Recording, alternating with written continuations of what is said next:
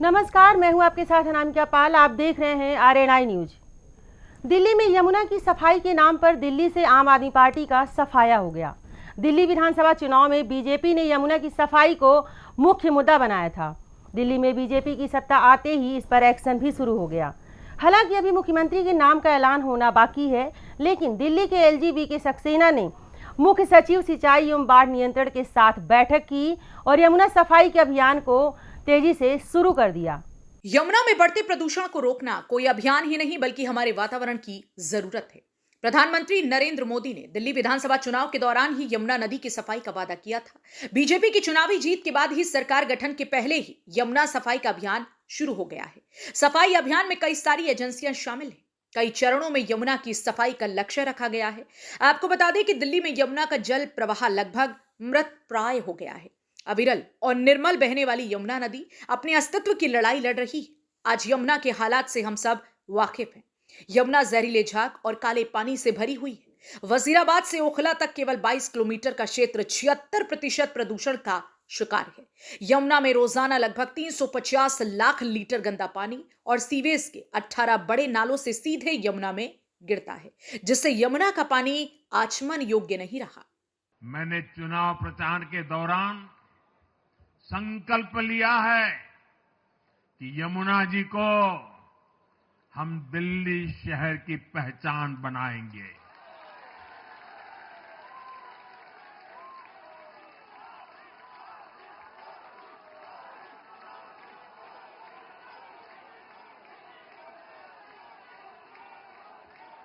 मैं जानता हूं यह काम कठिन है।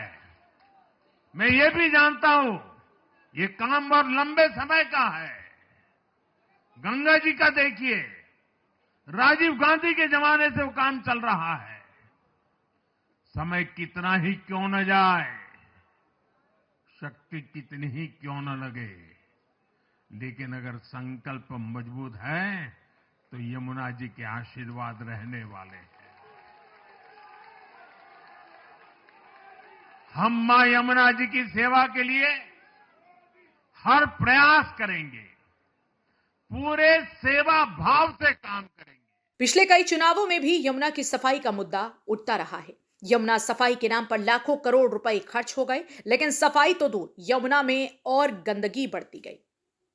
यहां तक कि पूर्वांचल के लोगों का छठ पूजा में यमुना में पूजा की तस्वीरें सोशल मीडिया पर खूब वायरल हुई। आम आदमी पार्टी पर तमाम सवाल उठे। हकीकत तो यह है कि यमुना की सफाई केवल एक परियोजना नहीं बल्कि स्वच्छ जल स्वस्थ भविष्य का संकल्प है। सवाल बड़ा यह है कि बीजेपी का यमुना सफाई अभियान कितना कारगर साबित होता है और 3 साल के सफाई का लक्ष्य यमुना को कितना निर्मल कर पाता है।